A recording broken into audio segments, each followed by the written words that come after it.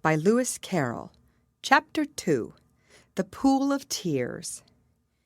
"Curiouser and curiouser!" cried Alice. She was so much surprised that for the moment she quite forgot how to speak good English. "Now I'm opening out like the largest telescope that ever was. Goodbye, feet!" For when she looked down at her feet, they seemed to be almost out of sight. They were getting so far off. "Oh, my poor little feet! I wonder who will put on your shoes and stockings for you now, dears. I'm sure I shan't be able. I shall be a great deal too far off to trouble myself about you. You must manage the best way you can." "But I must be kind to them," thought Alice, "or perhaps they won't walk the way I want to go. Let me see, I'll give them a new pair of boots every Christmas." And she went on planning to herself how she would manage it. They must go by the carrier, she thought, and how funny it'll seem sending presents to one's own feet, and how odd the directions will look. "Alice's right foot, Esquire, hearthrug, near the fender, with Alice's love." Oh dear, what nonsense I'm talking! Just then her head struck against the roof of the hall. In fact, she was now more than 9 feet high, and she at once took up the little golden key and hurried off to the garden door. Poor Alice! It was as much as she could do, lying down on one side, to look through into the garden with one eye, but to get through was more hopeless than ever. She sat down and began to cry again. "You ought to be ashamed of yourself," said Alice. "A great girl like you," she might well say this, "to go on crying in this way. Stop this moment, I tell you." But she went on all the same, shedding gallons of tears, until there was a large pool all round her, about 4 inches deep and reaching half down the hall. After a time she heard a little pattering of feet in the distance, and she hastily dried her eyes to see what was coming. It was the White Rabbit returning, splendidly dressed, with a pair of white kid gloves in one hand and a large fan in the other. He came trotting along in a great hurry, muttering to himself as he came, "Oh, the Duchess, the Duchess! Oh, won't she be savage if I've kept her waiting?" Alice felt so desperate that she was ready to ask help of anyone, so when the rabbit came near her, she began in a low, timid voice, "If you please, sir." The rabbit started violently, dropped the white kid gloves and the fan, and scurried away into the darkness as hard as he could go. Alice took up the fan and gloves, and as the hall was very hot, she kept fanning herself all the time she went on talking. "Dear, dear, how queer everything is today, and yesterday things went on just as usual. I wonder if I've been changed in the night. Let me think. Was I the same when I got up this morning? I almost think I can remember feeling a little different. But if I'm not the same, the next question is, who in the world am I? Ah, that's the great puzzle." And she began thinking over all the children she knew that were of the same age as herself, to see if she could have been changed for any of them. "I'm sure I'm not Ada," she said, "for her hair goes in such long ringlets, and mine doesn't go in ringlets at all. And I'm sure I can't be Mabel, for I know all sorts of things, and she knows such a very little. Besides, she's she, and I'm I, and oh dear, how puzzling it all is. I'll try if I know all the things I used to know. Let me see. 4 times 5 is 12, and 4 times 6 is 13, and 4 times 7 is, oh dear, I shall never get to 20 at that rate. However, the multiplication table doesn't signify. Let's try geography. London is the capital of Paris, and Paris is the capital of Rome, and Rome, no, that's all wrong, I'm certain. I must have been changed for Mabel. I'll try and say, how doth the little... And she crossed her hands on her lap as if she were saying lessons, and began to repeat it, but her voice sounded hoarse and strange, and the words did not come the same as they used to do. How doth the little crocodile improve his shining tail, and pour the waters of the Nile on every golden scale? How cheerfully he seems to grin, how neatly spread his claws, and welcome little fishies in with gently smiling jaws." "I'm sure those are not the right words," said poor Alice, and her eyes filled with tears again as she went on. "I must be Mabel after all, and I shall have to go and live in that poky little house, and have next to no toys to play with, and oh, ever so many lessons to learn.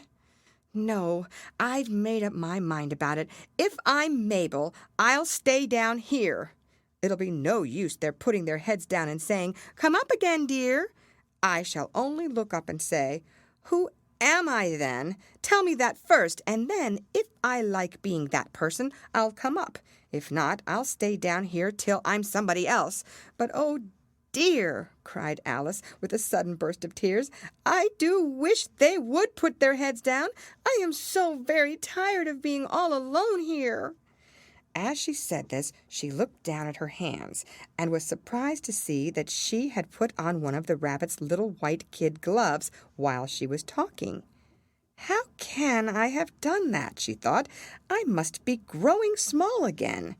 She got up and went to the table to measure herself by it, and found that, as nearly as she could guess, she was now about 2 feet high, and was going on shrinking rapidly. She soon found out that the cause of this was the fan she was holding, and she dropped it hastily, just in time to avoid shrinking away altogether. "That was a narrow escape," said Alice, a good deal frightened at the sudden change, but very glad to find herself still in existence. "And now for the garden." And she ran with all speed back to the little door. But alas, the little door was shut again, and the little golden key was lying on the glass table as before. "And things are worse than ever," thought the poor child, "for I never was so small as this before, never. And I declare it's too bad, that it is." As she said these words, her foot slipped, and in another moment, splash! She was up to her chin in salt water. Her first idea was that she had somehow fallen into the sea, and in that case I can go back by railway, she said to herself.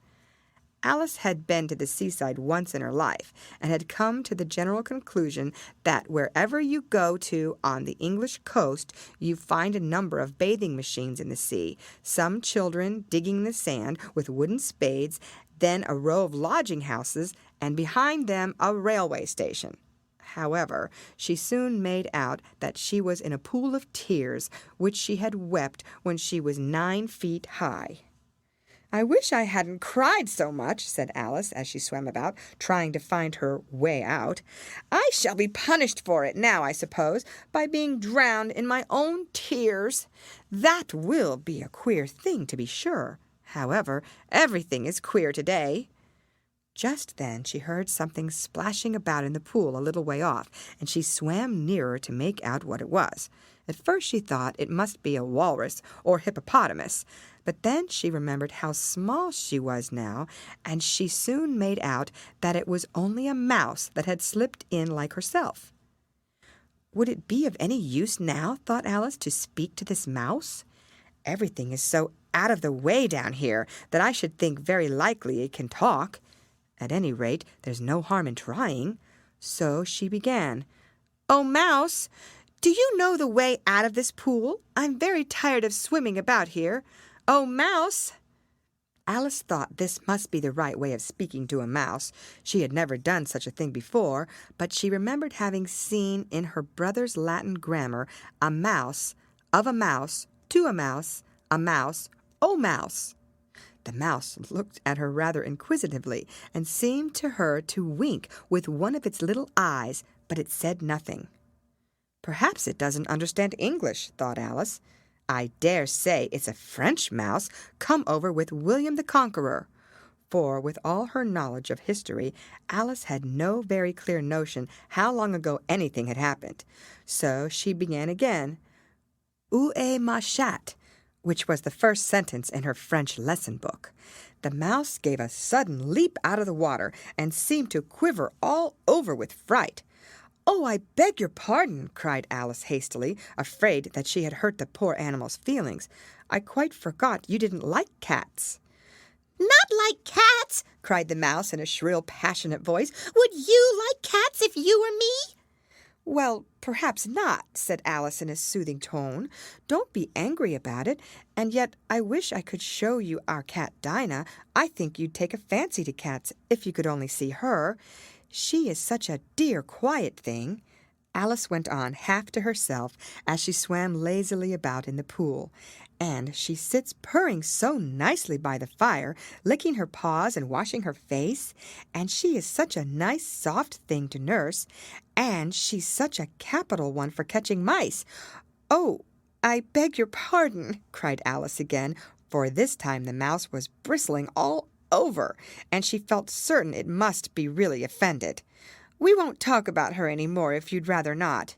"We indeed!" cried the mouse, who was trembling down to the end of his tail. "As if I would talk on such a subject! Our family always hated cats, nasty, low, vulgar things. Don't let me hear the name again." "I won't indeed," said Alice, in a great hurry to change the subject of conversation. Are you fond of dogs?" The mouse did not answer, so Alice went on eagerly. "There is such a nice little dog near our house, I should like to show you. A little bright-eyed terrier, you know, with, oh, such long, curly brown hair. And it'll fetch things when you throw them. And it'll sit up and beg for its dinner, and all sorts of things. I can't remember half of them. And it belongs to a farmer, you know, and he says it's so useful, it's worth 100 pounds. He says it kills all the rats and—" "Oh, dear!" cried Alice in a sorrowful tone. "I'm afraid I've offended it again." For the mouse was swimming away from her as hard as it could go, and making quite a commotion in the pool as it went. So she called softly after it, "Mouse dear, do come back again, and we won't talk about cats or dogs either, if you don't like them." When the mouse heard this, it turned round and swam slowly back to her.